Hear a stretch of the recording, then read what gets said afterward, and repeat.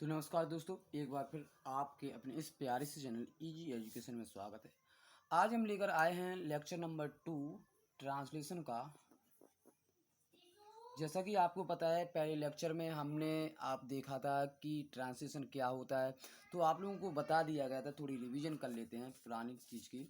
तो हमें बताया गया था कि ट्रांसलेशन क्या होता है। तो हमने बताया था कि एक भाषा को दूसरी भाषा में बदलना ट्रांसलेशन कहलाती है। टू चेंज माने बदलना, वन लैंग्वेज माने एक भाषा को टू अनदर लैंग्वेज माने दूसरी भाषा में, इज कॉल्ड ट्रांसलेशन।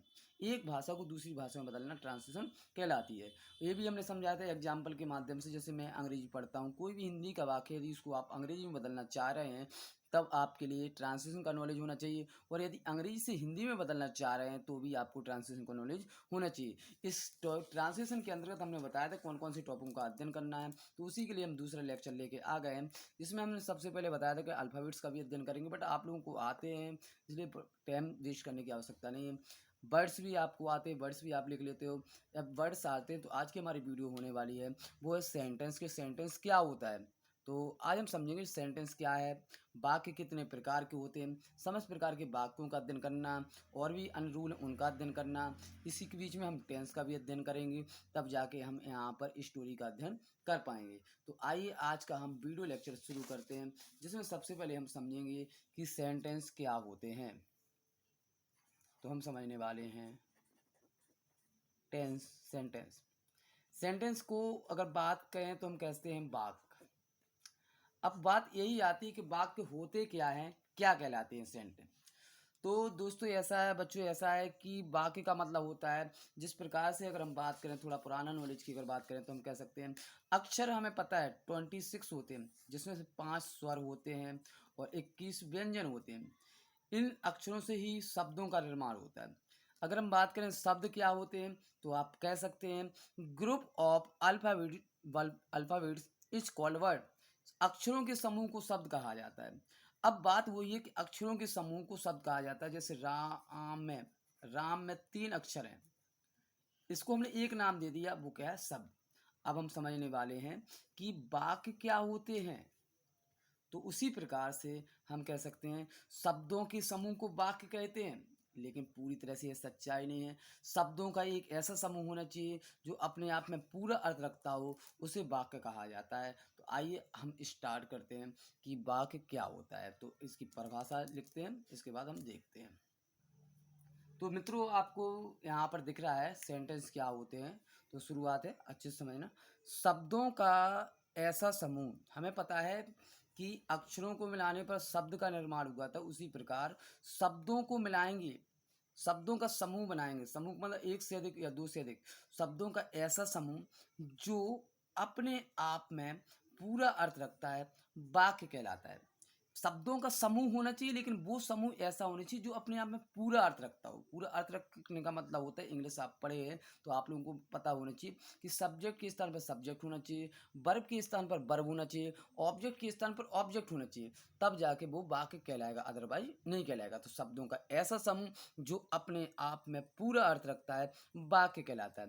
अर्थात इंग्लिश में कहा जाता है सच ग्रुप ऑफ वर्ड्स। सच माने ऐसा, ग्रुप माने समूह, ऑफ माने का, वर्ड्स माने शब्दों, शब्दों का ऐसा समूह, विच माने जो, हैव माने रखता है, कंप्लीट माने पूरा, सेंस माने अर्थ, इन माने में, इटसेल्फ माने अपने आप में, जो अपने आप में पूरा अर्थ रखता है, इस कॉल्ड पैसिव वॉइस में दिया है, कहलाता है। ट्रांसलेशन माने इज कॉल्ड, सॉरी यहाँ पर मिस्टेक हुई, यहाँ पर आना चाहिए था सेंटेंस, इज कॉल्ड सेंटेंस। यानी शब्दों का ऐसा समूह जो अपने आप में पूरा अर्थ रखता है, उसे हम क्या कहते हैं, वाक्य कहते हैं। आइए हम एग्जाम्पल के माध्यम से आपको समझाना चाह रहे हैं। जैसे यहाँ पर लिखा है राम स्कूल जाता है, एक एग्जाम्पल ये है। इसी का दूसरा रूप हम ये कह रहे हैं, जाता है राम स्कूल। कौन सा सही वाक्य है, ये वाक्य सही है क्योंकि राम करता है, पहले आया, इसके बाद ऑब्जेक्ट आया, इसके बाद वर्ब आई, मुख्य क्रिया आई।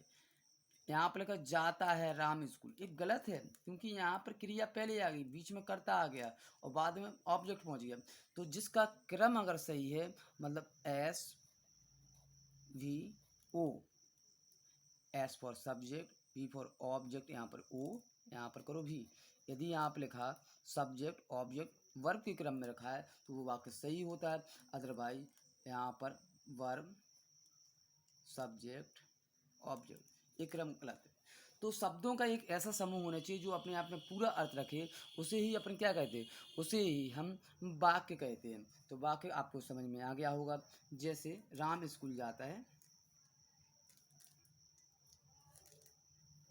सीता खाना पकाती है। तो देखो एक शब्द है, एक शब्द है, एक शब्द है, शब्दों का एक समूह है, शब्दों का ऐसा समूह अपने आप में भी पूरा अर्थ रख रहा। Subject object verb, S for subject, O for object, V for verb, अपने आप में पूरा अर्थ रख रहा है। तो इसे क्या कहेंगे, इसे हम वाक्य कहेंगे। अब इसी वाक्य को हमें अंग्रेजी में बनाना है। तो यहाँ पर आया सीता कुक्स द फूड, ये क्या है सब्जेक्ट, ये क्या है मेन वर्ब, ये क्या है ऑब्जेक्ट। अगर हिंदी में इसका कुछ क्रम अलग हो, अंग्रेजी में अलग क्रम होगा, अंग्रेजी में एस भी वो क्रम में होगा, तो ये भी वाक्य है। यदि इनका क्रम सही है तो ये सही क्रम होने पर उसे अपन क्या कहते हैं, वाक्य कहते हैं। तो मित्रों आपको समझ में आ गया हो इस 5-6 मिनट की वीडियो में कि वाक्य का मतलब होता है शब्दों का समूह, लेकिन वो समूह ऐसा हो जो अपने आप में सही क्रम, सही मायने, सही मीन्स रख रहा हो, तो उसे वाक्य कहते हैं, अदरवाइज नहीं कह सकते। जैसे अगर हम इसको कहें दी कुक्स सीता फूड, जे आपका हो गया मेन वर्ब, जे हो गया आपका सब्जेक्ट, जे हो गया ऑब्जेक्ट। ये क्रम गलत है। हिंदी में आपका क्रम एस ओ भी होना चाहिए, अंग्रेजी में एस भी क्रम में होना चाहिए।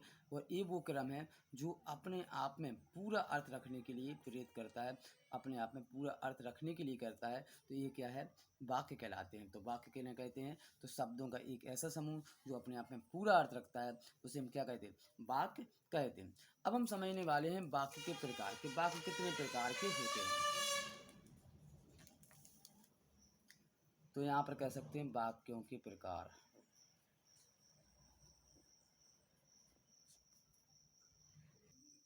तो वाक्यों के प्रकार में सबसे पहले हमें पढ़ना है assertive sentence, interrogative sentence, imperative sentence, optative sentence, exclamative sentence, conditional sentence. Assertive sentence की अगर बात करें तो उसको सकारात्मक वाक्य कहा जाता है, और ये 2 भागों में पढ़ना है हमें। पहला होता है अफर्मेटिव, दूसरा हमें पढ़ना है नेगेटिव। इंटेरोगेटिव को भी 2 भागों में डिवाइड करेंगे, सिंगल इंटेरोगेटिव और डबल इंटेरोगेटिव। इसके बाद फिर हम आज्ञा सूचक वाक्य यानी इंपरेटिव वाक्य में पढ़ेंगे, और यहाँ पर फिर इसके बाद हम optative sentence, exclamative sentence, conditional sentence का हम अध्ययन करते चलेंगे। तो अब हम स्टार्ट करने वाले हैं, वो है अगले नेक्स्ट टॉक में हम पढ़ेंगे कि सेंटेंस का पहला प्रकार जिसमें हम असर्टिव सेंटेंस और इंटेरोगेटिव सेंटेंस को पूरी तरह से ख़त्म कर लेंगे। तो मिलते हैं नेक्स्ट वीडियो में, तब तक के लिए नमस्कार, धन्यवाद। आप ज़्यादा से ज़्यादा वीडियो को शेयर कीजिए और चैनल को सब्सक्राइब कीजिए। धन्यवाद।